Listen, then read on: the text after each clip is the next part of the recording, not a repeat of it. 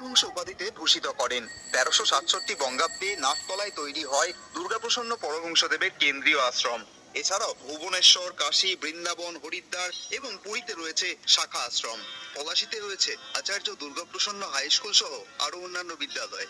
অবশেষে 14ই আগস্ট 1975 খ্রিস্টাব্দে শুক্লা দশমী তিথিতে দুপুর 12:45 আচার্য দুর্গাপ্রসন্ন পরমহংসদেব পরলোক গমন করেন।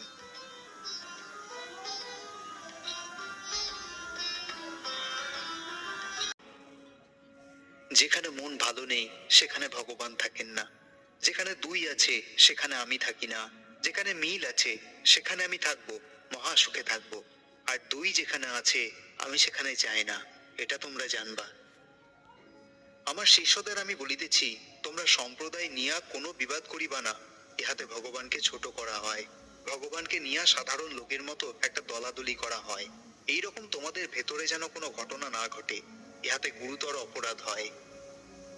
কিভাবে আধ্যাত্মিক শরণ লইতে পারো সেই চেষ্টা লাগে না করি করো শ্রী গুরু সঙ্গ, মন কেন আর করো রে কুসঙ্গ, মন কেন আর করো রে কুসঙ্গ, যদি দিবিরে পারি লাগে না করি করো শ্রী গুরু সঙ্গ, মন কেন আর করো রে কুসঙ্গ, মন কেন আর করো রে কুসঙ্গ।